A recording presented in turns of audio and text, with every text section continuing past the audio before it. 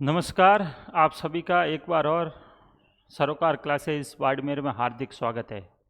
आज हम उस महत्वपूर्ण बिंदु पे चर्चा करेंगे जो सेकंड ग्रेड एसएसटी और अन्य प्रतियोगिता परीक्षाओं में भी उपयोगी है। डॉक्टर भीमराव अंबेडकर का संविधान निर्माण में योगदान। उस संबंध में डॉक्टर भीमराव अंबेडकर का सामान्य परिचय, डॉक्टर भीमराव अंबेडकर का सार्वजनिक जीवन, भीमराव अंबेडकर ने दलितों के लिए क्या काम किया, राजनीति में क्या काम किया और संविधान निर्माण में उनका महत्वपूर्ण योगदान क्या है, और उनकी महत्वपूर्ण बुक और संविधान से संबंधित उनके कथन, इस संबंध में चर्चा करेंगे। डॉक्टर भीमराव अंबेडकर का संविधान निर्माण में योगदान के संदर्भ में जब बात की जाए तो संविधान सभा के अध्यक्ष डॉक्टर राजेंद्र प्रसाद, जिनका ये कथन था कि डॉक्टर भीमराव अंबेडकर ने संविधान निर्माण में एक दक्ष पायलट की तरह अपनी भूमिका निभाई, एक ट्रेंड पायलट की तरह। अगर अंबेडकर संविधान सभा के सदस्य ना होते तो कहीं न कहीं इनकी कमी जरूर खलती। दूसरे के.वी. राव करके संविधान सभा के सदस्य थे। उनका ये कथन था कि डॉक्टर भीमराव अंबेडकर भारतीय संविधान की जननी और जनक दोनों है, मतलब फादर और मदर। भारतीय संविधान निर्माण के संदर्भ में इनकी महत्वपूर्ण भूमिका को रेखांकित किया, जननी और जनक दोनों की संज्ञा प्रदान की। डॉक्टर भीमराव अंबेडकर को दलितों के मसीहा के रूप में देखा जाता है। दलित उन्हें भगवान के रूप में उनकी पूजा करते हैं कि पूरे जीवन में उन्होंने दलितों के लिए जो काम किया वो उनको भगवान का दर्जा देते हैं। दूसरा, उनको आधुनिक भारत का मनु भी कहा जाता है। आधुनिक संविधान निर्माण के योजनाकार, संविधान निर्माण में महत्वपूर्ण भूमिका, आधुनिक भारत के मनु की संज्ञा भी डॉक्टर भीमराव अंबेडकर को दी जाती है। सबसे पहले हम चर्चा करेंगे उनके सामान्य जीवन की। सामान्य जीवन परिचय से शुरुआत करते हैं। शुरुआत करने से पहले डॉक्टर भीमराव अंबेडकर का एक कथन है। उन्होंने कहा कि राजनीति में हिस्सा न लेने का सबसे बड़ा दंड यही है कि अयोग्य व्यक्ति आपके ऊपर शासन करता है। उन्होंने पढ़े लिखे लोग, ब्यूरोक्रेट्स, बिजनेसमैन, जो योग्य व्यक्ति है, उनसे अपील की कि आप राजनीति में अपनी भागीदारी सुनिश्चित कीजिए। अगर अच्छे लोग राजनीति में आगे नहीं बढ़ेंगे तो कहीं न कहीं जो समाज के बुरे लोग हैं वो राजनीति में भाग लेंगे और आपके ऊपर फिर शासन करेंगे। तो आज के वर्तमान परिदृश्य को अगर देखा जाए तो भीमराव अंबेडकर की बात सही साबित होती दिखाई दे रही है कि अयोग्य व्यक्ति समाज में राजनीति में भाग लेकर आगे बढ़ रहे हैं और योग्य व्यक्ति चुपचाप उनके शासन को सहन कर रहे हैं। सामान्य जीवन की शुरुआत करते हैं। डॉक्टर भीमराव अंबेडकर का जन्म 14 अप्रैल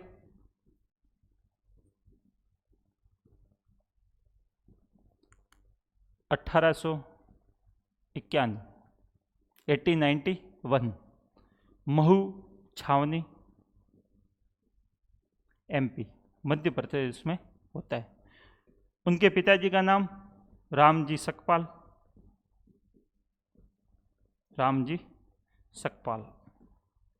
उनके माता का नाम Bhimabai.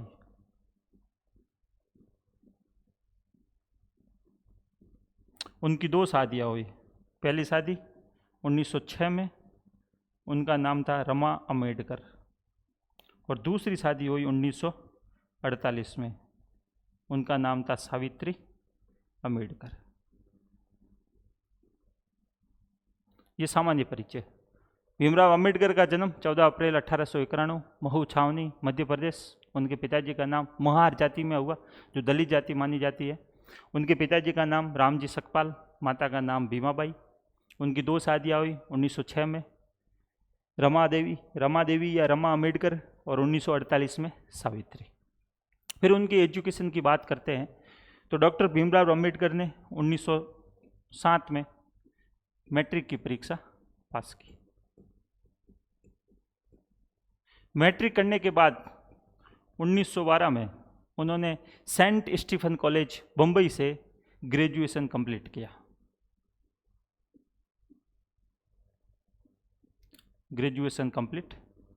Saint Stephen college Bombay से उन्होंने 1912 में ग्रेजुएशन कंप्लीट किया। ग्रेजुएशन कंप्लीट करने के बाद डॉक्टर अंबेडकर की इच्छा थी कि वो विदेश में जाके पढ़ाई करें, लेकिन कहीं न कहीं उनकी आर्थिक स्थिति अच्छी नहीं थी। तो बड़ौदा के शासक थे सयाजी राव गायकवाड़।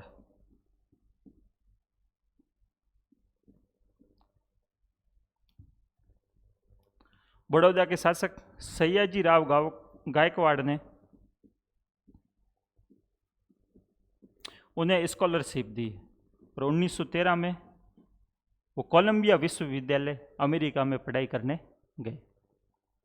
1907 में मैट्रिक की परीक्षा, 1912 में graduation saint Stephen college Bombay से, 1913 में उन्हें बड़ौदा के शासक सयाजी राव गायकवाड़ से स्कॉलरशिप मिली। उस स्कॉलरशिप के आधार पे कोलंबिया यूनिवर्सिटी अमेरिका में वो आगे की पढ़ाई करने के लिए गए। 1916 में उन्हें पीएचडी की डिग्री प्राप्त हुई।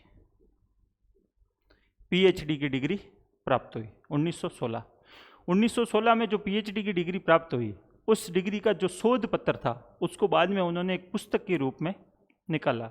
उस पुस्तक का नाम था इवोल्यूशन, बुक्स का नाम था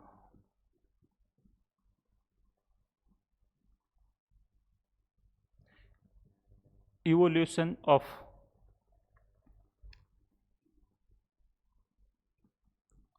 प्रोफिशियल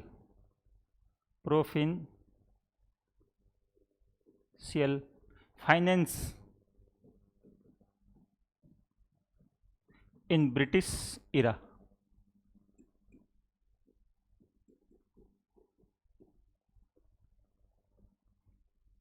evolution of provincial finance in British era शोध पत्र को उन्होंने पुस्तक के रूप में प्रकाशित किया। 1907 मैट्रिक, 1912 स्टीफन कॉलेज मुंबई से ग्रेजुएशन, 1913 में कोलंबिया यूनिवर्सिटी अमेरिका में एडमिशन लिया, 1916 में पीएचडी। जो पीएचडी का जो शोध पत्र था उस शोध पत्र को उन्होंने बाद में पुस्तक के रूप में निकाला। उस पुस्तक का नाम था evolution of provincial finance in British era. फिर उसके बाद में आगे देखते हैं।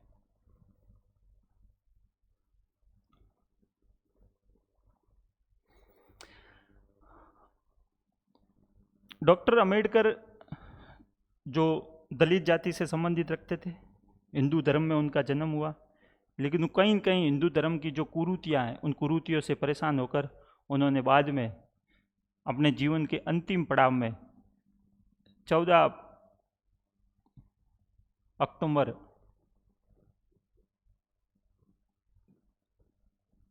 1956 उन्होंने बौद्ध धर्म को अपना लिया। बौद्ध धर्म को अपना लिया। 14 अक्टूबर 1956 नागपुर में अपने 5 लाख अनुयायियों के साथ में उन्होंने हिंदू धर्म को छोड़ के बौद्ध धर्म को स्वीकार कर लिया। फिर कुछ ही समय बाद में 6 दिसंबर 1956 डॉक्टर भीमराव अंबेडकर की मृत्यु हो जाती है। मृत्यु के उपरांत 1990 में उन्हें मरणोपरांत भारत रत्न से सम्मानित किया जाता है। 14 अक्टूबर 1956 उन्होंने हिंदू धर्म को छोड़ के बौद्ध धर्म अपना लिया, बौद्ध धर्म स्वीकार कर लिया। फिर आगे 6 दिसंबर 1956 को इनकी मृत्यु हो जाती है।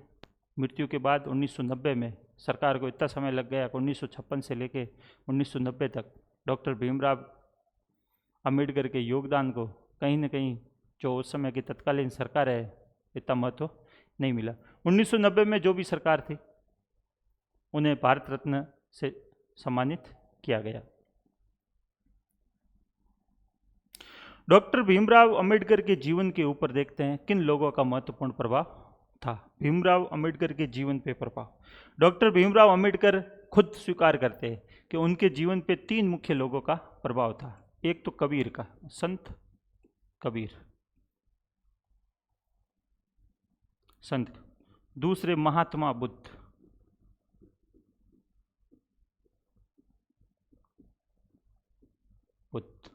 और तीसरा ज्योतिबा फुले।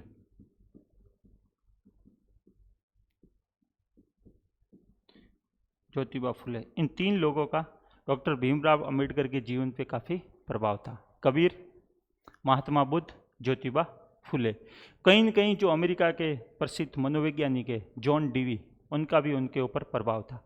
और अमेरिका में एक व्यक्ति है वाशिंगटन बुकर नाम से, जो निग्रो वहाँ ब्लैक और वाइट का जो कॉन्सेप्ट चलता है, जो भेदभाव चलता है अमेरिका में, निग्रो ब्लैक जो लोग होते हैं उनको निग्रो कहा जाता है। निग्रो की शिक्षा के लिए काम कर रहे थे वाशिंगटन टी बुकर, उनका भी उनके जीवन के ऊपर महत्वपूर्ण प्रभाव है। तो डॉक्टर भीमराव अंबेडकर के जीवन पे महत्वपूर्ण कबीर, महात्मा बुद्ध, ज्योतिबा फुले का प्रभाव, उसके बाद में जॉन डीवी जो अमेरिका के मनोवैज्ञानिक थे, और वाशिंगटन टी बुकर का उनके जीवन पे महत्वपूर्ण प्रभाव है। फिर आगे देखते हैं डॉक्टर भीमराव अंबेडकर का सार्वजनिक जीवन। सार्वजनिक जीवन के संदर्भ में चर्चा करेंगे, उन्होंने कौन से संगठन बनाए, कौन से राजनीतिक दलों में उन्होंने भाग लिया, इस संबंध की चर्चा हम करेंगे। सबसे पहले उन्होंने 1924 में बहिष्कृत हितकारिणी सभा, depressed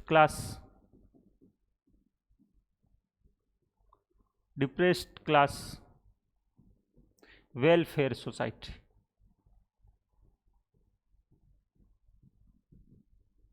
depressed class welfare society का निर्माण किया। बहिष्कृत हितकारिणी सभा, इनका एक मोटो था।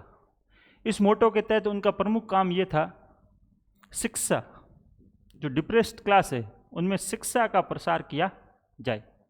सबसे पहले शिक्षा, शिक्षा के बाद संगठन, डिप्रेस्ड क्लास का एक संगठन बनाया जाए। फिर आंदोलन, जो उनके जो अत्याचार हो रहे हैं उनके खिलाफ आंदोलन किया जाए। सबसे प्रमुखता उन्होंने दी शिक्षा को। डिप्रेस्ड क्लास वेलफेयर सोसाइटी, बहिष्कृत हितकारिणी जो सभा थी, उसका एक मोटो था शिक्षा, संगठन और आंदोलन। 3 शब्द आता है। शिक्षा, दलित लोगों के लिए, डिप्रेस्ड क्लास के लिए उन्होंने शिक्षा के संदर्भ में जोर दिया। संगठन, शिक्षा के साथ साथ दलित लोगों का एक संगठन होना चाहिए। संगठन होने के बाद दलित लोगों पे जो अत्याचार हो रहे हैं समाज में, उनके लिए उनको आंदोलन करना चाहिए। तो इसका जो संगठन, जो सोसाइटी, वेलफेयर सोसाइटी बनी थी, उस सोसाइटी का ये मोटो था शिक्षा, संगठन और आंदोलन। फिर 1926 में आगे डॉक्टर भीमराव अंबेडकर को मुंबई विधान परिषद का सदस्य नियुक्त कर दिया। परिषद 1926 में मुंबई विधान परिषद के सदस्य निर्वाचित किए जाते हैं। फिर आगे देखते हैं 1927 में 2 संघ का निर्माण करते हैं। एक समाज समता संघ, समाज समता संघ, और एक सैनिक समता संघ, समाज सैनिक संघ, समता सैनिक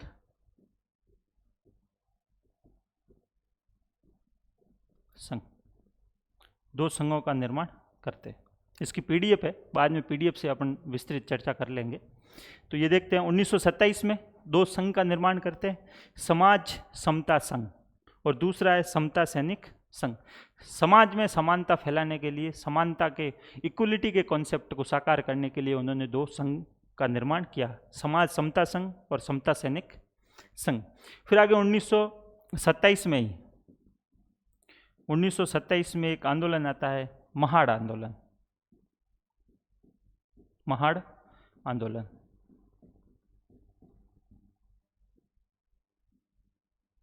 महाड़ आंदोलन में उन्होंने भाग लिया। महाड़ आंदोलन, महाड़ महाराष्ट्र वर्धा में एक जगह है जहाँ पे जो अगड़ी जातियाँ और पिछड़ी जातियों के बीच में भेदभाव को स्पष्ट रूप से देखा गया। जो अगड़ी जातियाँ थी वो कहीं न कहीं दलितों को और पिछड़ी जातियों के लोगों को सार्वजनिक स्थल, कुएं, तालाब, वहाँ से पानी भरने से रोकती थी। तो इसके लिए दलित लोगों ने मिलकर आंदोलन चलाया। उस आंदोलन में डॉक्टर भीमराव अंबेडकर ने भाग लिया और दलित लोगों को अपना हक दिलाया। तो उसी को महाड़ आंदोलन, सार्वजनिक स्थल, कुएं, तालाब, पानी तक पहुंच के लिए दलित लोगों के साथ में खड़े होकर उन्होंने इस आंदोलन को गति प्रदान की और दलित लोगों को अपना हक दिलाया। फिर आगे बात करते हैं 1928।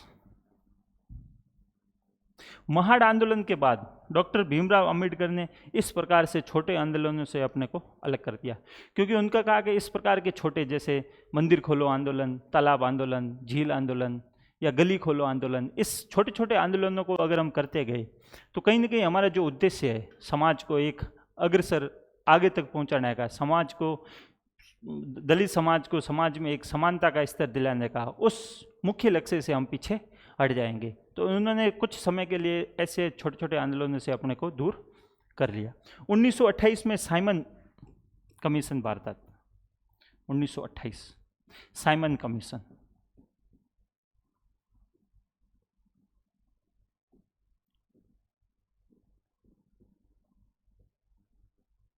साइमन कमीशन, साइमन कमीशन अपनी रिपोर्ट लेने के लिए आ रहा था। 1919 का जो अधिनियम हुआ था, उस अधिनियम में लिखा था कि 10 साल के बाद में इस अधिनियम के संदर्भ में रिपोर्ट विस्तृत रूप से चर्चा की जाएगी। उस विस्तृत रूप से चर्चा करने के लिए इंग्लैंड की सरकार ने साइमन कमीशन को भारत में भेजा, जो भारत के विभिन्न राजनीतिक दलों ने इसका विरोध किया। विरोध का प्रमुख कारण था कि इसमें कोई भी भारतीय सदस्य नहीं था, सारे के सारे ब्रिटिश लोग थे। डॉक्टर भीमराव अंबेडकर ने साइमन कमीशन के साथ, साइमन कमीशन के समक्ष उपस्थित होकर दलितों के लिए निर्वाचक पद्धति, पृथक निर्वाचक पद्धति, पृथक निर्वाचक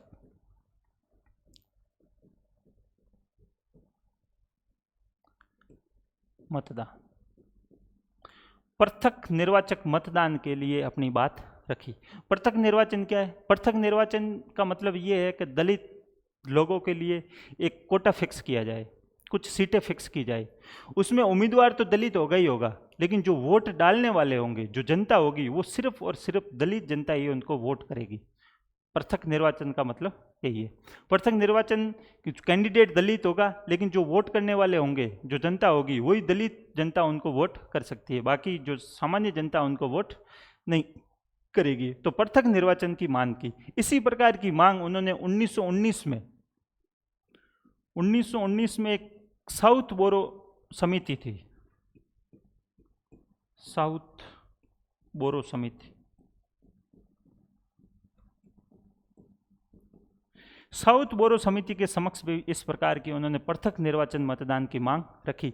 साउथ बोरो समिति 1919 में बनी। इसी समिति की सिफारिशों के आधार पर भारत शासन अधिनियम 1919 लागू किया गया। ये महत्वपूर्ण बात है। 1928 में साइमन कमीशन पृथक निर्वाचन, साइमन कमीशन के समक्ष पृथक निर्वाचन मतदान का रखा। 1919 में भी इस प्रकार की बात कही उन्होंने, साउथ बोरो समिति के समक्ष उपस्थित होकर पृथक निर्वाचन की बात कही। फिर डॉक्टर अंबेडकर 1936 में एक संगठन का निर्माण करते हैं। ब्रिटेन की जो लेबर पार्टी थी, उस लेबर पार्टी से प्रभावित होकर इंडिपेंडेंट लेबर पार्टी का गठन करते हैं। इंडिपेंडेंट लेबर पार्टी 1936 में doctor Bhimrao Ambedkar independent labour party का गठन करते। इसी पार्टी को फिर आगे 1942 में चेंज करके इसका नाम all India schedule caste federation का नाम देते।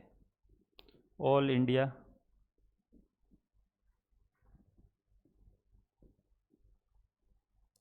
Schedule caste federation.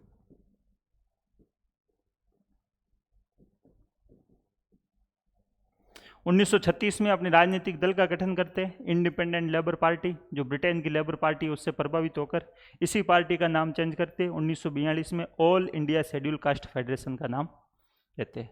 फिर आगे देखते हैं भीमराव अंबेडकर के संदर्भ में।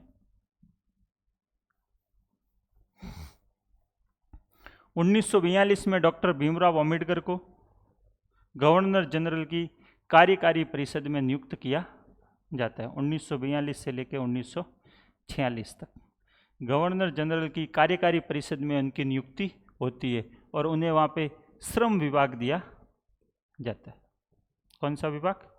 श्रम विभाग। गवर्नर जनरल की कार्यकारी परिषद में डॉक्टर भीमराव अंबेडकर को 1942 से लेकर 1946 तक श्रम विभाग का काम दिया जाता है। ये होगी सार्वजनिक जीवन की बात। फिर उसके बाद में संविधान निर्माण का काम शुरू हो जाता है। तो 1946 में कैबिनेट मिशन की योजना के अनुसार जुलाई अगस्त में चुनाव करवाए जाते हैं। उनकी देखते हैं आगे का टॉपिक। संविधान निर्माण में डॉक्टर भीमराव अंबेडकर का योगदान क्या रहा? जब कैबिनेट मिशन ने अपनी योजना प्रस्तुत की 16 मई 1946 को, 16 मई 1946 के बाद में कैबिनेट मिशन की अनुशंसा के आधार पर भारत में संविधान सभा के सदस्यों के लिए चुनाव करवाए गए जुलाई और अगस्त 1946 में। जुलाई अगस्त चुनावों के समय डॉक्टर भीमराव अंबेडकर ने all India schedule caste federation के तौर पे जसूर कुलना, एक जगह है जिसका नाम है जसूर कुलना, ये थी बंगाल में,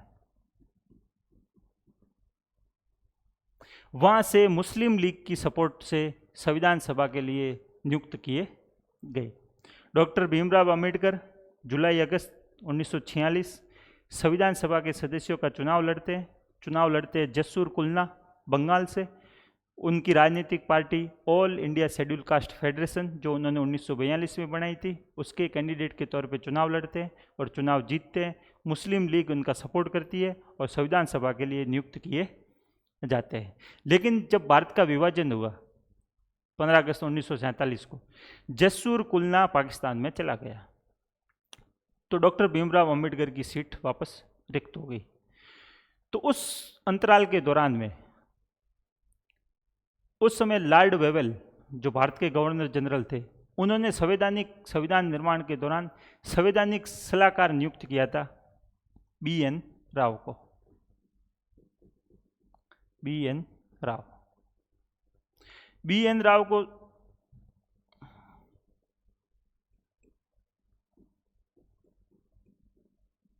लॉर्ड वेवेल ने संवैधानिक सलाहकार नियुक्त किया।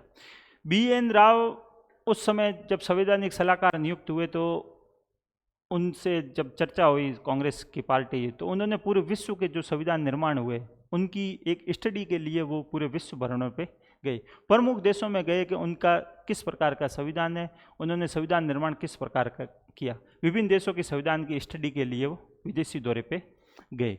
जब वो ब्रिटेन में गए तो वहाँ पे एक प्रमुख राजनीति विज्ञानी थे आइवर जेनिंग्स से चर्चा कर रहे थे, उनका योगदान मांगा, उनसे कहा कि आप भारतीय संविधान निर्माण में अपना भूमिका दीजिए, अपना कुछ योगदान दीजिए। तब आइवर जेनिंग्स ने ये बात कही बी.एन. राव को कि भारत में एक व्यक्ति ऐसा मौजूद है जो मेरे से भी ज़्यादा प्रतिभाशाली है और विश्व के सारे संविधानों की जानकारी रखता है। तो उन्होंने बी.आर. अम्बेडकर का नाम लिया। उन्होंने बी.एन. राव से कहा कि डॉक्टर भीमराव अंबेडकर ऐसे व्यक्ति है जो विश्व के सारे संविधानों की जानकारी रखते हैं और आपके संविधान निर्माण में अगर योगदान चाहिए तो भीमराव अंबेडकर को संविधान कमेटी में, संविधान समिति में जरूर रखिएगा। ये बात आके बी.एन. राव ने डॉक्टर राजेंद्र प्रसाद को बताई। तब कांग्रेस ने, जो सीट उनकी खाली हो गई थी जसूर कुलना में, तब कांग्रेस ने उनका सपोर्ट करके एक कैंडिडेट थे एम.आर.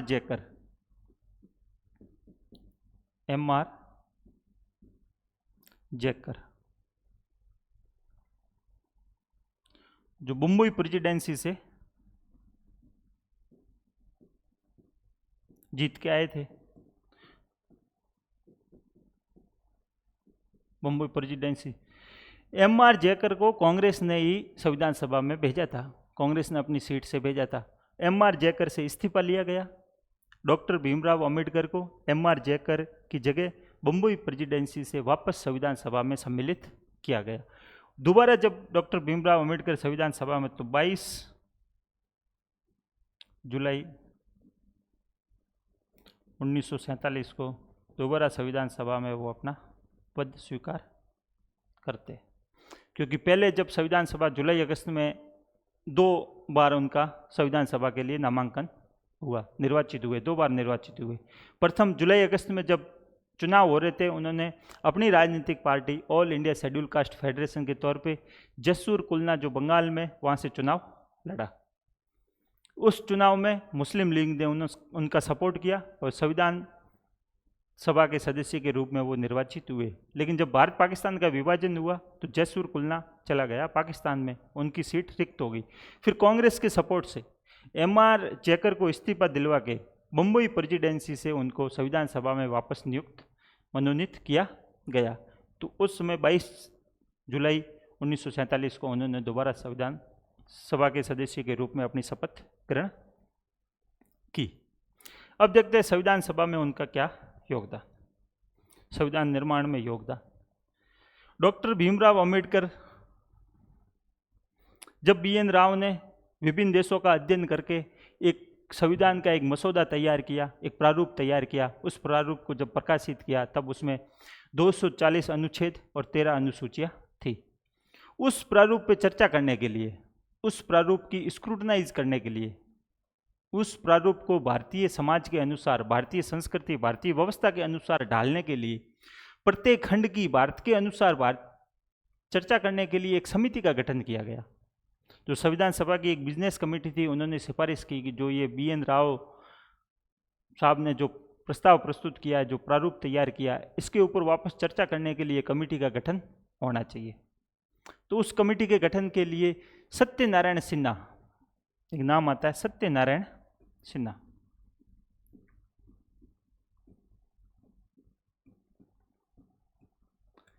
सत्यनारायण सिन्हा ने 29 अगस्त 1947 को एक लिस्ट प्रस्तुत की। 7 लोगों का नाम था उसमें, 7 लोगों की एक लिस्ट दी कि इन 7 लोगों को प्रारूप समिति में नियुक्त किया जाए। जो प्रारूप तैयार किया था BN राव ने, उस पर चर्चा करने के लिए, उस पर वापस संशोधन, उसको संशोधन करने के लिए। उस प्रारूप समिति में कितने लोग थे? 7 लोग थे। सत्यनारायण सिन्हा ने 29 अगस्त 1947, जो 7 सदस्य सत्यनारायण सिन्हा ने जो दिए थे, संविधान सभा ने उन 7 के 7 लोगों को संविधान प्रारूप समिति में सम्मिलित कर लिया। उन 7 लोग थे डॉक्टर भीमराव अंबेडकर, अल्लादी कृष्ण स्वामी अय्यर, गोपाल स्वामी आयंकर, मोहम्मद सादुल्ला, KM मुंशी, DP खेतान और BL मित्तर। बाद में BL मित्तर ने अपने स्वास्थ्य कारणों से इस्तीफा दे दिया। उनकी जगह डॉक्टर राजेंद्र प्रसाद ने N माधवराव को नियुक्त किया और DP खेतान साहब की मृत्यु हो जाती है। उनकी जगह TT कृष्णमाचारी को लिया जाता है। 29 अगस्त को ये। फिर अगले ही दिन 30 अगस्त 1947 को प्रारूप समिति के जो सदस्य थे, उन्होंने अपना अध्यक्ष घोषित कर दिया डॉक्टर भीमराव अंबेडकर को। तो डॉक्टर भीमराव अंबेडकर संविधान सभा की प्रारूप समिति के अध्यक्ष थे, एक पद ये था उनके पास। बाकी 3 और समितियों के वो सदस्यों के तौर पे उन्होंने में काम किया। संविधान सभा संविधान निर्माण के दौरान एक उप समिति का गठन हुआ था, मौलिक अधिकार उप समिति। मौलिक अधिकार उप समिति।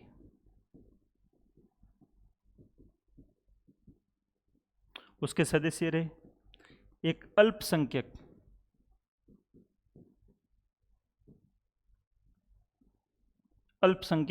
उप समिति, उसके सदस्य रहे एक संघीय संविधान निर्माण, संघीय संविधान निर्माण समिति के सदस्य के तौर पे उन्होंने काम किया। एक समिति के अध्यक्ष थे, प्रारूप समिति के अध्यक्ष, और 3 समितियों के वो सदस्य के तौर पे उन्होंने काम किया। एक मौलिक अधिकार उप समिति,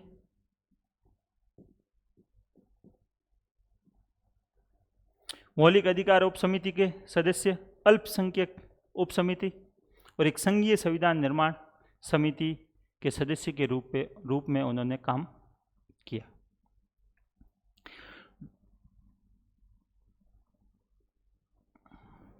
फिर आगे देखते हैं।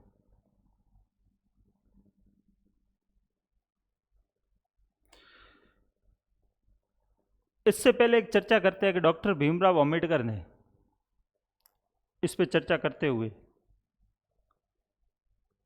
1930, 31 और 32 यह चर्चा रह गई थी।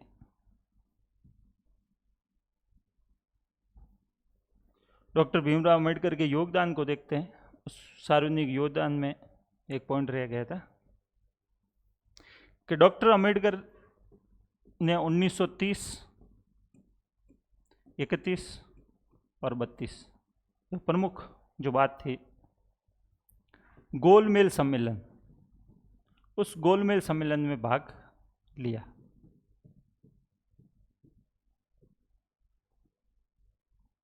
गोलमेज सम्मेलन फर्स्ट, सेकंड और थर्ड 1930, 31 और 32। उन्होंने दलित शेड्यूल कास्ट के प्रतिनिधि के तौर पे इस सम्मेलन में भाग लिया। उस सम्मेलन में उनकी प्रमुख मांग थी दलित लोगों के लिए पृथक निर्वाचन, पृथक निर्वाचन की मांग।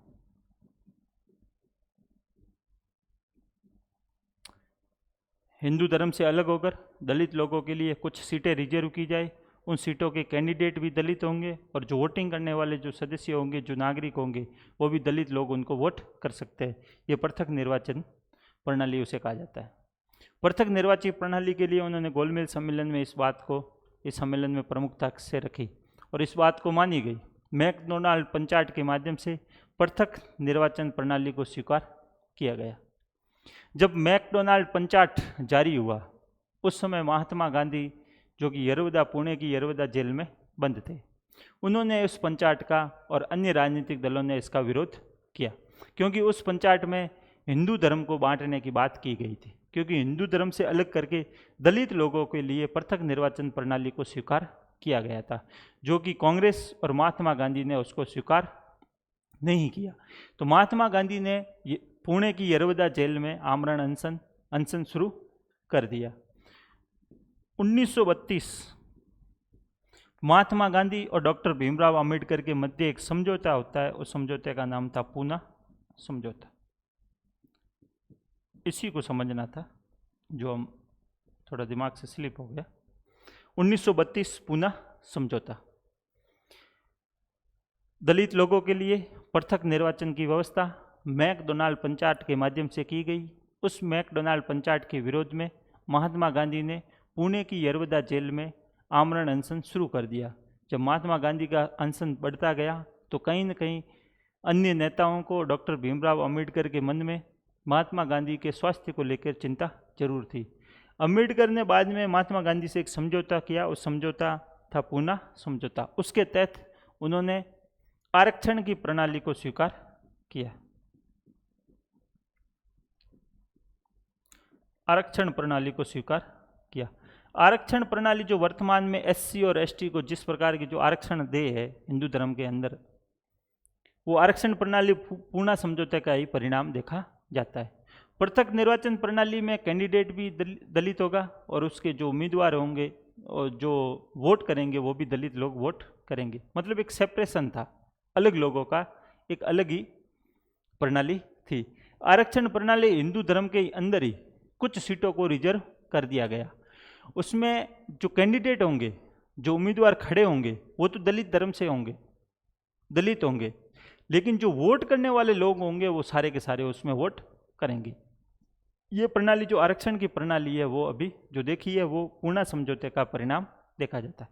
कहीं न कहीं बाद में डॉक्टर भीमराव अंबेडकर ने अपनी किताबों में जिक्र किया कि पूना समझौता उनके जीवन की सबसे महत्वपूर्ण गलती थी। उन्होंने ये समझौता प्रेशर में, मजबूरी से किया, क्योंकि उन्हें लगता था कि अगर महात्मा गांधी के अनशन से महात्मा गांधी के स्वास्थ्य पे कोई प्रभाव पड़ता है तो कहीं न कहीं पूरे देश के अंदर दलित लोगों के खिलाफ सांप्रदायिक या जाति विरोधी आंदोलन, जाति विरोधी हिंसा शुरू हो जाएगी। तो इसके लिए उन्होंने प्रेशर में, मजबूरीवश इस समझौते को स्वीकार किया, जो उनको जीवन भर उनका अफसोस रहा। इसी को देखते हुए एक थिंकर है, वेस्टर्न थिंकर है, जिनका नाम है क्रिस्टोफर जेफरलॉट। क्रिस्टोफर जेफरलॉट ने अपनी एक पुस्तक लिखी, doctor Ambedkar and untouchability. Christopher Jaffrelot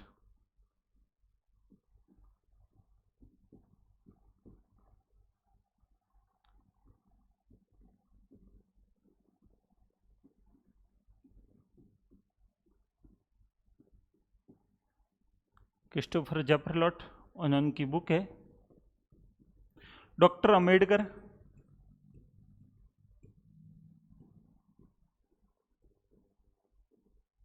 and untouchability.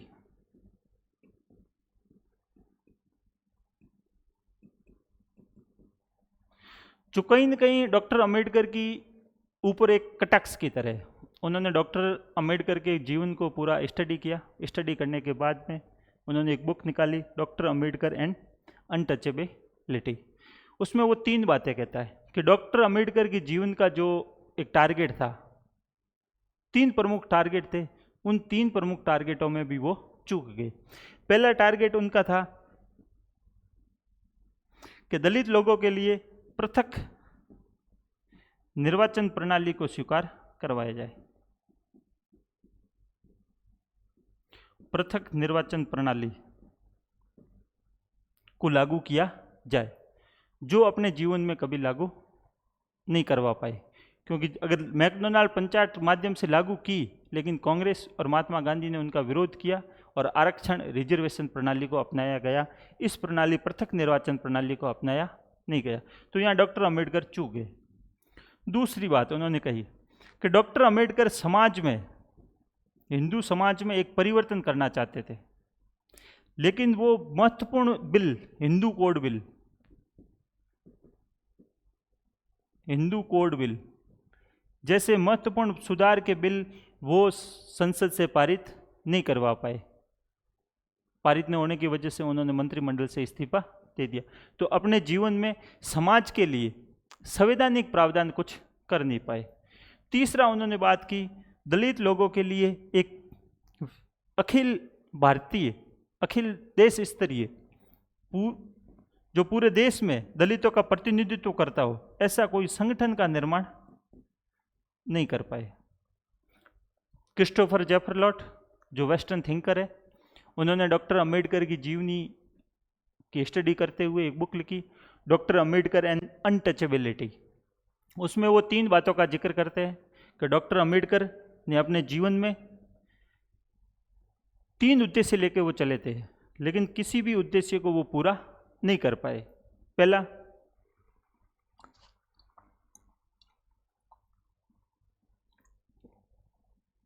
पृथक निर्वाचन प्रणाली, जिसको वो लागू नहीं कर पाए क्योंकि महात्मा गांधी ने उनका विरोध कर दिया था। दूसरा, समाज में कोई संवैधानिक प्रावधानों के माध्यम से ऐसा कोई संवैधानिक प्रावधान लागू नहीं कर पाए, क्योंकि हिंदू कोड बिल जब उन्होंने पेश किया था तो नेहरू के अन्य मंत्रियों ने, कांग्रेस के अंतरिम मंत्रियों ने और जो कट्टर हिंदूवादी नेता थे उन्होंने इनका विरोध किया, ये पारित उन्होंने होने नहीं दिया। तीसरा, पूरे देश के लिए एक प्रकार का दलित संगठन जो पूरे देश में दलितों का प्रतिनिधित्व करता हो, इस प्रकार का कोई संगठन बना नहीं पाए। हालांकि उन्होंने संगठन के निर्माण की कोशिश की। 1936 में इंडिपेंडेंट लेबर पार्टी की स्थापना की। 1942 में उसका नाम चेंज करके all India schedule caste federation किया, लेकिन उनकी मृत्यु के बाद में वो संगठन टूट गया। 1956 में उनकी मृत्यु। 1957 में रिपब्लिकन पार्टी ऑफ इंडिया के नाम से एक नया संगठन बना, जिसके कहते हैं कि योजनाकार भी डॉक्टर अंबेडकर थे। लेकिन पूरा अखिल भारतीय स्तर का, अखिल पूरे जो भारत में दलितों का प्रतिनिधित्व कर सके, इस प्रकार का कोई संगठन निर्माण नहीं कर पाए। फिर आगे देखते हैं अगला टॉपिक, निर्माण में योगदान पढ़ लिया। फिर डॉक्टर अंबेडकर के समाचार पत्र, उन्होंने प्रमुख 5 समाचार पत्र जो निकाले। पहला है उनका बहिष्कृत भारत।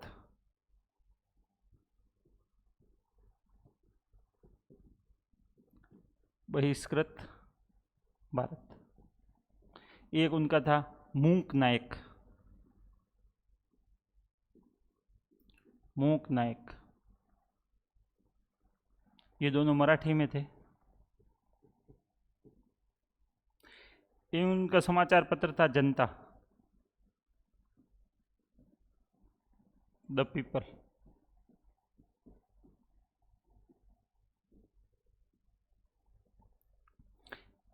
प्रबुद्ध भारत।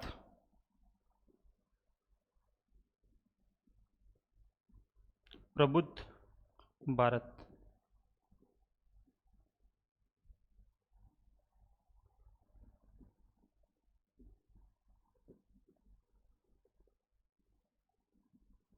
प्रबुद्ध भारत, एनलाइटेंड इंडिया।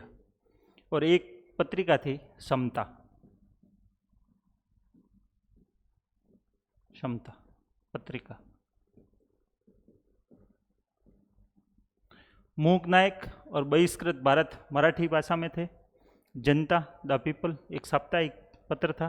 प्रबुद्ध भारत और एक समता एक पत्रिका वो निकाला करते थे। ये प्रमुख उनके समाचार पत्र है। डॉक्टर अंबेडकर की 3 चेतावनियां, ये महत्वपूर्ण है। 12th के एनसीईआरटी सिलेबस में भी एक चेतावनी का जिक्र किया है। जब 25 नवंबर 1949 संविधान निर्माण से एक दिन पहले डॉक्टर भीमराव अंबेडकर ने प्रारूप समिति के अध्यक्ष के तौर पर डॉक्टर राजेंद्र प्रसाद, जो संविधान सभा के अध्यक्ष थे, उनके समक्ष नए प्रकाशित प्रारूप समिति के अध्ययन के बाद नए प्रकाशित संविधान की प्रति पेश की। उस प्रति पेश के दौरान उन्होंने एक भाषण दिया। उस भाषण में उन्होंने 3 चेतावनियों का जिक्र किया। 25 नवंबर 1949 को 25 नवंबर 1949 को 3 चेतावनियों का जिक्र किया कि भारत के लोगों को इन 3 चेतावनियों से बच के रहना होगा। अगर भारत में एक सफल संविधान को लागू करना है, भारत में लोकतंत्र की स्थापना करनी है, हकीकत में अगर लोकतंत्र की स्थापना करनी है, भारत को एक वापस स्वर्णिम भारत, सोने की चिड़िया बनाना है, तो इन 3 चेतावनियों से भारत की जनता को बच के रहना होगा। ये 3 चेतावनियाँ क्या थी? पहली चेतावनी, अराजकता का व्याकरण।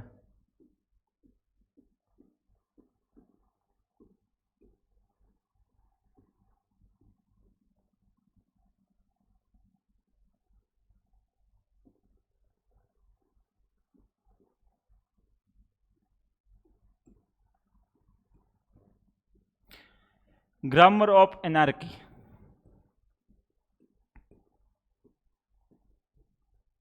Grammar of anarchy. अब पढ़ते हैं, ये समझते हैं कि अराजकता का व्याकरण क्या है, ये किस चेतावनी की बात कर रहे हैं। उन्होंने कहा पिछले 200 सालों से, जब अंग्रेज शासन कर 1773 के रेगुलेटिंग एक्ट के बाद से लेकर 1900 भारत आज़ाद हुआ, तब तक भारत के लोगों में एक आदत सी बन गई है, अगर उनको सरकार का विरोध करना हो तो विभिन्न संघर्ष के माध्यम से, आंदोलनों के माध्यम से, हड़ताल के माध्यम से, हिंसक प्रदर्शन के माध्यम से वो सरकार का विरोध करते हैं। ये एक प्रकार की समाज में अराजकता फैलाते हैं। लेकिन कल से, मतलब 26 नवंबर 1949 से एक नया भारत, स्वतंत्र भारत, आज़ाद भारत का निर्माण होने जा रहा है। एक लोकतांत्रिक सरकार काम कर रही है। अगर लोकतांत्रिक सरकार में भी इस प्रकार से हड़ताल, आंदोलन, विरोध, प्रदर्शन होते गए तो वो सरकार अपना 100% प्रशासनिक रूप से काम नहीं कर पाएगी। इसलिए अपन को ये जो अराजकता है, जो एनार्की है, उसको छोड़ना होगा। लोकतांत्रिक तरीके अपनाने होंगे। कोई किसी भी बात से अगर आप सहमत नहीं हो तो लोकतांत्रिक तरीके से अपनी बात सरकार के समक्ष रखो। जो पिछले 200-250 सालों से आप करते आ रहे हो, उस व्यवस्था को, आंदोलनों को, हिंसक प्रदर्शनों को, इस प्रकार के व्यवहार को आप रोक दीजिए। अगर आप नहीं रोकोगे तो आने वाले भारत में, स्वर्णिम भारत में, आज़ाद भारत में, भारत का संवैधानिक विकास, भारत का लोकतांत्रिक विकास सही ढंग से सरकार काम नहीं कर पाएगी। इस संदर्भ में तो अराजकता का व्याकरण की प्रमुख चेतावनी थी। दूसरी चेतावनी थी वीर पूजा।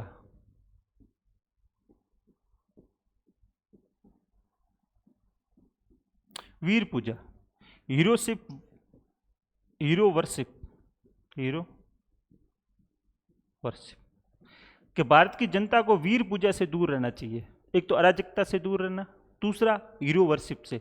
हीरो वर्शिप का मतलब है कि किसी धर्म में आप किसी व्यक्ति को, अपने इष्ट को आप आराध्य मान लेते हो और उनकी पूजा करते हो, ठीक, धर्म तक ये बात ठीक है। आप धर्म में भी किसी भी व्यक्ति को अपना आराध्य इष्ट मान के आप पूजा पाठ कर सकते हो। धर्म में अगर आप हीरो वर्शिप, वीर पूजा करते हो, किसी इष्ट की पूजा करते हो, तो वो आपको कहीं ना कहीं आपके जीवन के उद्धार का मार्ग खोलता है। लेकिन ये बात अगर आप राजनीति में लागू करते हो, राजनीति में अगर आप वीर पूजा करनी शुरू कर दोगे तो ये आपके कहीं न कहीं तानाशाही का मार्ग प्रशस्त करती है।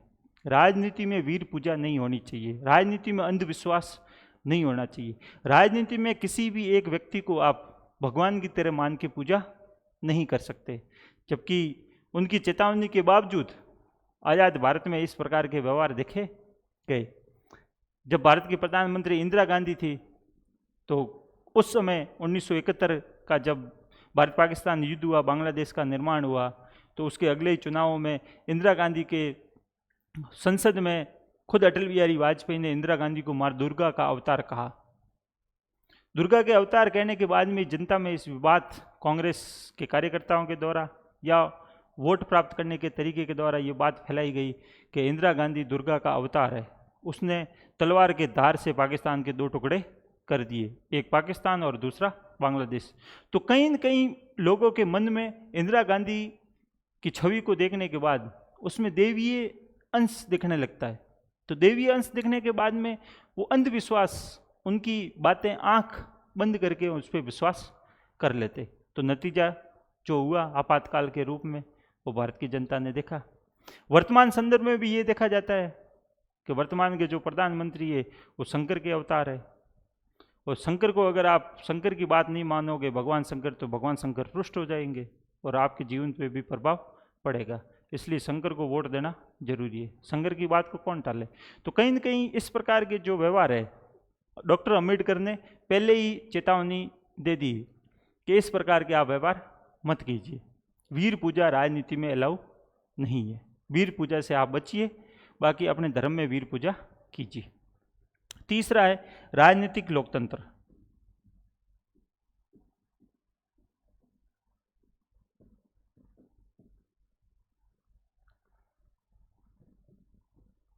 राजनीतिक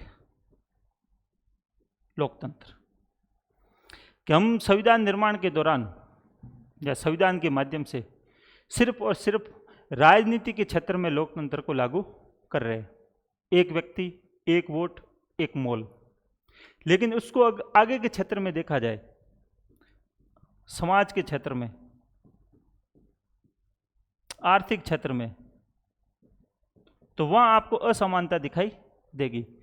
अगर राजनीतिक लोकतंत्र को सफल करना है, सुचारू रूप से लागू करना है, तो समाज में लोकतंत्र को लागू करना होगा। समाज में जिस प्रकार की असमानता है उसको खत्म करना होगा, और आर्थिक रूप से जो असमानता है, गरीबी और अमीरी के बीच में जो खाई बढ़ गई है, उसको कम करना होगा। जब तक इस दो क्षेत्र पे, सामाजिक लोकतंत्र और आर्थिक लोकतंत्र पे आप काम नहीं करोगे, तब तक राजनीतिक लोकतंत्र सफल नहीं हो पाएगा। तो ये तीन चेतावनियां डॉक्टर भीमराव अंबेडकर ने 25 नवंबर 1949 को अपने भाषण के दौरान दी। अराजकता का व्याकरण, वीर पूजा और राजनीतिक लोकतंत्र। फिर देखते हैं आगे अंबेडकर की त्रयी। अंबेडकर की त्रयी मतलब तीन बातें। अंबेडकर की त्रयी से संबंध आता है, अंबेडकर बौद्ध धर्म से बहुत प्रभावित थे। बौद्ध धर्म से प्रभावित थे। तो बौद्ध धर्म से प्रभावित होते हुए उन्होंने तीन बातें प्रमुख रूप से अपने जीवन में लागू की। एक स्वतंत्रता,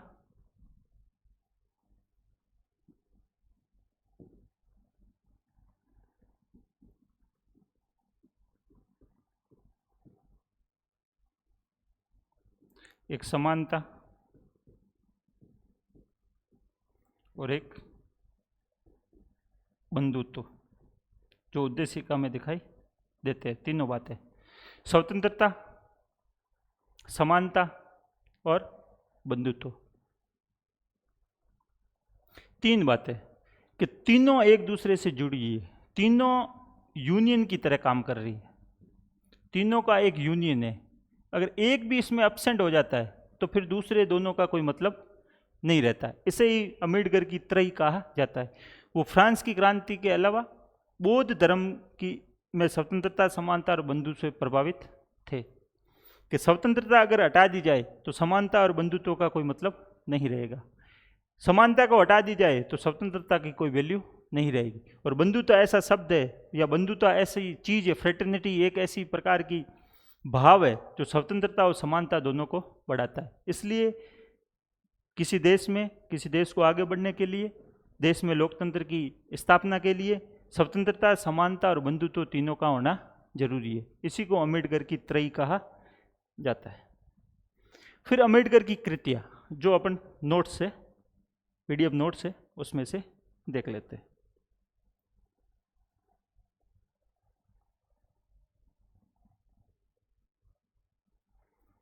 अम्बेडकर ने कौन कौन सी पुस्तकें लिखी? एक एक की चर्चा करेंगे।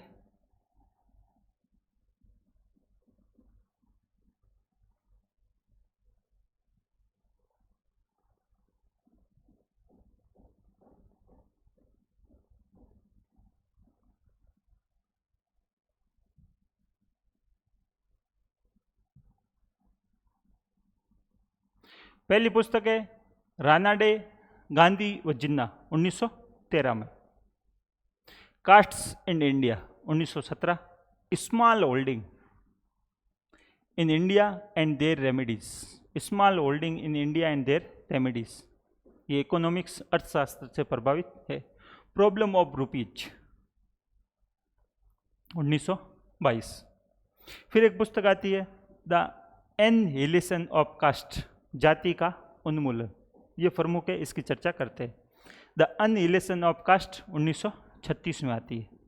अनहिलेशन ऑफ कास्ट एक डॉक्टर अंबेडकर ने एक भाषण तैयार किया था 1936 में।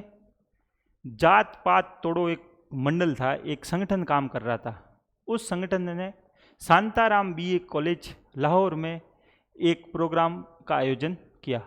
उस प्रोग्राम में डॉक्टर भीमराव अंबेडकर को मुख्य वक्ता के रूप में आमंत्रित किया। उसी में भाषण देने के लिए डॉक्टर भीमराव अंबेडकर ने इस स्पीच को तैयार किया, द अनहिलेशन ऑफ कास्ट। लेकिन कहीं न कहीं जो कट्टर हिंदूवादी लोग थे, उन्हें मालूम चला कि इस प्रकार के प्रोग्राम का आयोजन किया जा रहा है। उन्होंने उसका बहिष्कार किया और वो प्रोग्राम कैंसिल हो गया। तो उस प्रोग्राम के लिए जो भाषण डॉक्टर भीमराव अंबेडकर ने जो तैयार किया था, उसे पुस्तक का रूप दे दिया। उसी पुस्तक का नाम है द अनहिलेशन ऑफ कास्ट। जाति का उन्मूलन किस प्रकार से होगा, डॉक्टर भीमराव अंबेडकर ने इस पुस्तक में खुल के बताया कि आप जिस प्रकार से साथ में खाना खाते, दलित लोग या फिर जो अगड़े लोग हैं, वो कहते हैं हम किसी प्रकार की जाति के भेदभाव को नहीं मानते। दलित लोगों के साथ जो खाना खाते हैं, दलित लोगों के साथ जो साथ रहते हैं, इस प्रकार से कभी भी जाति का उन्मूलन या जाति भेदभाव खत्म नहीं होगा।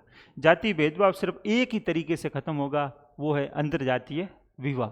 जब तक खून का मिश्रण आपस में अगड़ी और पिछड़ी जातियों का नहीं होगा, तब तक जाति का उन्मूलन नहीं होगा। तो उन्होंने सहभोज, साथ में रहना, बातें करना, साथ में खेलना कूदना, या फिर इस प्रकार से कभी भी जाति भेदभाव खत्म नहीं होगा।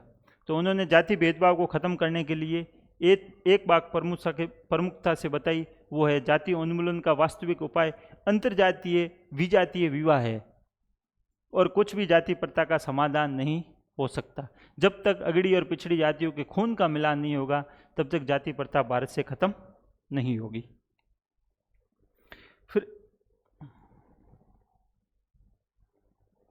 फिर अगली पुस्तक है थॉट्स ऑन पाकिस्तान। वो पाकिस्तान के विभाजन के समर्थक माने जाते थे। Thoughts on Pakistan 1940। Gandhi and Gandhism, Gandhi और गांधीवाद पर उन्होंने इस पुस्तक में चर्चा की। अगली पुस्तक है हु वर द शूद्राज, शूद्र कौन थे, 1946 में। यह पुस्तक ज्योतिराव फुले को समर्पित की। उन्होंने इस पुस्तक में बताया दलित लोग शूद्र लोग होते कौन है, ये दलित और शूद्र का उनको दर्जा क्यों मिला। हु वर द शूद्राज, उन्होंने कहा जब आदिकाल से सारे लोग एक जैसे ही थे, लेकिन जिन लोगों ने मांस खाना शुरू कर दिया और बौद्ध धर्म को अपना लिया, उनका ब्राह्मणों के द्वारा उपनयन संस्कार करना बंद कर दिया और उन्हें गांव से निकालकर एक ही गांव के एक कोने में शिफ्ट कर दिया गया। वही लोग आगे चल के शूद्र दलित माने गए, जो ये कारण बताते हैं। इस पुस्तक में जाति व्यवस्था को वेदों के आधार पर स्पष्ट किया गया। विशेषकर ऋग्वेद का एक पुरुष सूक्त है जिसमें ब्रह्मा के विभिन्न अंगों से विभिन्न वर्णों की उत्पत्ति को माना गया है, और वो कहते हैं कि शूद्र वही है जिसका, एक जगह उन्होंने लिखा कि शूद्र व क्षत्रिय थे जिनका ब्राह्मणों ने अपने संस्कार करना बंद कर दिया। हु वर द शूद्राज 1946 में जो पुस्तक रिलीज हुई, उसमें उन्होंने इस कोटेशन को लिखा। फिर आगे स्टेट एंड माइनॉरिटीज, राज्य और अल्पसंख्यक। State and minorities 1947। State and minorities में वो ये कहते हैं कि स्टेट जो राज्य होगा, उस राज्य इस प्रकार का निर्भीक राज्य होना चाहिए, एक मजबूत राज्य होना चाहिए जो उस क्षेत्र में रह रहे अल्पसंख्यक लोगों का जीवन सफल कर सके। अपनी पुस्तक स्टेट एंड माइनॉरिटीज में उन्होंने लिखा कि वह राज्य का कर्तव्य है कि ये सुनिश्चित करे कि लोग निर्भीक होकर अपने धर्म का पालन कर सके। कोई भी ईसाई अल्पसंख्यक हो बहुसंख्यक हो निर्भीक होकर अपने धर्म का पालन कर सके, अपने धर्म का प्रचार कर सके। उनके अनुसार धर्म परिवर्तन की स्वतंत्रता एक धर्मनिरपेक्ष समाज में अवश्य होनी चाहिए। आप किसी भी धर्म को मान सकते हो और अपना धर्म परिवर्तन अपने इच्छा अनुसार कर सकते हो। फिर आगे पुस्तक है the untouchables who were they and why they becomes the untouchable. The untouchable and who were they, untouchable कौन है, अछूत लोग कौन है, and why they becomes untouchable, और वो लोग अछूत क्यों कहलाते हैं, इस पुस्तक में उन्होंने चर्चा की। अगली पुस्तक है थॉट्स ऑन लिंग्विस्टिक स्टेट। भाषाई राज्यों का उस समय आंदोलन चल रहा था, भाषा के आधार पर राज्यों के निर्माण की बातें चल रही थी। तो thoughts on the linguistic state, भाषाई राज्यों पर विचार। उनका कहना था कि भाषा के आधार पर नए राज्यों का निर्माण होना चाहिए, वो इस बात के समर्थक थे, लेकिन देश की एकता और अखंडता को ध्यान रखना जरूरी है। तो भाषाई आधार पर राज्यों के पुनर्गठन का समर्थन किया उन्होंने। उनका तर्क दिया कि भारत की विविधता को बनाए रखने के लिए भाषाई राज्यों का निर्माण आवश्यक है। आप भाषा के आधार पर राज्यों का निर्माण कर सकते हो, लेकिन उसके साथ साथ आपको राष्ट्रीय एकता पर भी जोर दिया। राष्ट्रीय एकता को ध्यान में रखते हुए आप भाषा के आधार पर राज्यों का निर्माण करेंगे। अम्बेडकर ने राज्य पुनर्गठन आयोग, जो फजल अली आयोग 1953 में बना, उसकी रिपोर्ट आने के बाद उन्होंने कहा, उनका एक कोटेशन है, एक कटाक्ष है, मेमनों के ऊन कतर ली गई है, वे सर्दी की तीव्रता महसूस कर रहे हैं। कि फजल अली आयोग ने इस प्रकार की रिपोर्ट प्रस्तुत की है, तो उनके लिए उन्होंने एक कटाक्ष के रूप में ये कहा कि मेमनों की ऊन कतर ली गई है, भेड़ों की ऊन कतर ली गई है, और वे सर्दी की तीव्रता महसूस कर रहे हैं। फिर अगली पुस्तक उनकी है रिडल्स इन हिंदुइज्म, हिंदू धर्म की पहेलियाँ, हिंदू धर्म की कुरीतियाँ, 1956। द बुद्धा एंड इज धम्मा, बुद्ध और उसका धर्म। Waiting for A visa, waiting for A visa, visa का इंतजार, ये उनकी ऑटोबायोग्राफी है, उनकी जीवनी है, वेटिंग फॉर ए वीजा। फिर उनका फेडरेशन वर्सेस फ्रीडम, फेडरेशन और फ्रीडम। Buddha and Karl Marx, revolution and counter revolution in ancient India. पुस्तकों में भी चर्चा उनकी होती रहती है। फिर सबसे लास्ट में समाचार पत्र 3 चेतावनियां अम्बेडकर की त्रयी के संदर्भ में चर्चा कर ली गई है। अम्बेडकर की त्रयी एक बार देख लेते हैं। अम्बेडकर की त्रयी, अम्बेडकर राजनीतिक व सामाजिक व्यवस्था का आधार तत्व 3 चीज़ों को मानते हैं। एक स्वतंत्रता, समानता व बंधुत्व। 3। अम्बेडकर की त्रयी फ्रांस की क्रांति से ज़्यादा बौद्ध धर्म से प्रभावित है। अगर किसी समाज को स्थिर रखना है तो उसमें 3 चीज़ें होनी जरूरी है, स्वतंत्रता, समानता और बंधुत्व। और तीनों में से कोई भी एक मिस है, एक गायब है, तो फिर दोनों का कोई मतलब नहीं रहता था। इस त्रयी के अलावा अम्बेडकर राजनीतिक लोकतंत्र को सामाजिक व आर्थिक लोकतंत्र के बिना अधूरा मानते हैं। उनका ये कहना है कि अगर राजनीतिक लोकतंत्र से कुछ नहीं होगा, जब तक सामाजिक और आर्थिक लोकतंत्र लोगों को नहीं मिलेगा, उसके बिना राजनीतिक लोकतंत्र अधूरा है। अम्बेडकर ने कहा है कि किसी जनतांत्रिक सरकार की पूर्व शर्त जनतांत्रिक समाज होना चाहिए। पहले समाज निर्माण लोकतांत्रिक तरीके से होना चाहिए, फिर उसके बाद में सरकार का निर्माण होना चाहिए। फिर अगला टॉपिक देख लेते हैं हम, अम्बेडकर के कथन। अम्बेडकर के कथन महत्वपूर्ण है। अम्बेडकर के कथन, डॉक्टर भीमराव अम्बेडकर ने अनुच्छेद 21 को संविधान का मैग्ना कार्टा कहा है। अगर संविधान का मैग्ना कार्टा पूछा जाए, भारतीय संविधान का मैग्ना कार्टा पूछा जाए, तो भाग 3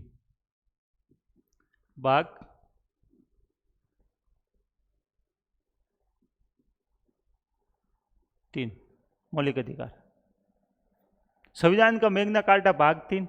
लेकिन अम्बेडकर अगर स्पेसिफिक किसी एक अनुच्छेद को भारतीय संविधान का मैग्ना कार्टा मानते हैं तो वो है अनुच्छेद 21। अनुच्छेद 32 को डॉक्टर भीमराव अम्बेडकर ने संविधान की आत्मा कहा कि अनुच्छेद 32 है जो रेमेडीज, संवैधानिक उपचारों का जो अधिकार है, उस अधिकार को डॉक्टर भीमराव अम्बेडकर संविधान की आत्मा स्वीकार करते हैं कि ये मूल आत्मा है, संविधान की आत्मा इसमें बसती है। अगर ये अनुच्छेद 32 न हो तो ये संविधान किसी काम का नहीं है, निष्प्राण है। अनुच्छेद 32 संवैधानिक उपचारों का अधिकार। अगला कथन है डॉक्टर अम्बेडकर, यदि कोई सरकार नीति निर्देशक तत्वों के संदर्भ में ये बात करते हैं कि नीति निर्देशक तत्वों को लागू नहीं करती तो अगले चुनाव में उसे कारण बताना होगा। नीति निर्देशक तत्व वाद योग्य नहीं है, आप उसको कोर्ट में चैलेंज नहीं कर सकते। ये संविधान निर्माताओं ने सरकार के ऊपर डाला है कि आपकी इच्छा है तो इन्हें लागू करो या नहीं करो। लेकिन डॉक्टर अंबेडकर ने कहा कि नीति निर्देशक तत्व इतने महत्वपूर्ण है कि सरकार, अगर कोई भी सरकार इनको लागू नहीं करती है तो जनता उनको अगले चुनाव से सबक सिखा देगी, जनता को कारण बताना होगा। और नीति निर्देशक तत्व आर्थिक लोकतंत्र की स्थापना करते हैं कि नीति निर्देशक तत्वों के माध्यम से आर्थिक लोकतंत्र की स्थापना की जाती है। डॉक्टर अंबेडकर ने आपातकाल के समय संघात्मक रूप एकात्मक हो, उन्होंने कहा कि आपातकाल के समय जो भारत में इस प्रकार के प्रावधान है, अनुच्छेद 352, 356, 360, जो आपातकाल के संबंध जो अनुच्छेद है, उस समय आपातकाल के समय जो भारत का संघात्मक ढांचा है वो आपातकाल के दौरान वो एकात्मक हो जाता है। डॉक्टर अंबेडकर ने राष्ट्रपति शासन अनुच्छेद 356 को सुरक्षा कपाट कहा है। ये सुरक्षा कपाट है, कहीं पर भी अगर संवैधानिक तरीकों का, संवैधानिक प्रावधानों का हनन होता है, संविधान का हनन होता है कोई भी सरकार, तो अनुच्छेद 356 संविधान की सुरक्षा करता है, सुरक्षा कपट। अंबेडकर ने उम्मीद जताई ये 356 जो अनुच्छेद है ये अंतिम विकल्प के रूप में प्रयोग किया जाएगा। बताइए कि राज्यों में राष्ट्रपति शासन लगे, अनुच्छेद मृत पत्र है, एक तरह का डेड लेटर है और उसका उपयोग केवल अंतिम विकल्प के रूप में होगा। 356 का जो आप प्रयोग करोगे अंतिम विकल्प, उससे पहले जो भी है समाधान, बातचीत, तौर तरीके जो अपनाने के अंतिम आप इसका प्रयोग करेंगे। लेकिन संविधान लागू होने के बाद में अंतिम की जगह उसको सबसे पहले प्रयोग किया जाने लगा। डॉक्टर अंबेडकर ने कहा कि भारतीय संविधान को संघात्मक के तंग ढांचे में नहीं डाला गया है तथा ये एकीकृत और संघात्मक दोनों है। भारत का जो संविधान है संघात्मक के साथ साथ एकीकृत व्यवस्था भी लागू करता है, इसलिए इनको अर्ध संघीय शासन केसी विहर के द्वारा इसे अर्ध संघीय शासन व्यवस्था कहा गया है। उन्होंने कहा हमारे संविधान में ऐसे प्रावधानों का समावेश है जो केंद्र को ऐसी शक्ति प्रदान करते हैं जो प्रांतों की स्वतंत्रता समाप्ति हो जाती है, फिर भी ये परिसंघात्मक संविधान है। अगला उनके धर्म के संदर्भ में कोटेशन है कि धर्म व्यक्ति के लिए न कि व्यक्ति धर्म के लिए। जो धर्म बना है, धर्म के जो तौर तरीके ये व्यक्ति के लिए, व्यक्ति ने अपने हिसाब से बनाए, ना कि व्यक्ति खुद धर्म के लिए बनाए। धर्म व्यक्ति के लिए न कि व्यक्ति धर्म के लिए। अंबेडकर संविधान के क्रियान्वयन पर उन्होंने ये बात कही 25 नवंबर 1900। संविधान चाहे कितना भी अच्छा हो, उन्होंने एक चेतावनी की 3 चेतावनियाँ उसी भाषण में दी उन्होंने 25 नवंबर 1949 को। उसी चेतावनियों के साथ साथ उन्होंने कहा कि आप संविधान कितना भी अच्छा लागू कर दो, कितना भी अच्छा संविधान बना दो, अगर लोग अच्छे नहीं है तो वो संविधान सफल नहीं हो पाएगा। उसका उल्टा, संविधान कितना भी बुरा हो लेकिन लोग अच्छे हैं तो वो संविधान ऑटोमेटिक सफल हो जाएगा। कि संविधान चाहे कितना भी अच्छा क्यों न हो, अगर उसे लागू करने वाले लोग खराब होंगे तो संविधान भी खराब साबित होगा। दूसरा, संविधान कितना भी खराब क्यों न हो, अगर उसे लागू करने वाले लोग अच्छे होंगे तो संविधान अच्छा साबित होगा। ये राजनेताओं पे एक तरह का कटाक्ष है। लागू करने वाले राजनेता, जनता के प्रतिनिधि अगर अच्छे होंगे तो खराब संविधान को भी अच्छा साबित कर देंगे। अगर प्रतिनिधि बुरे होंगे तो संविधान कितना भी आप अच्छा बना लो वो संविधान बुरा साबित होगा। धन्यवाद। जय हिंद, जय भारत।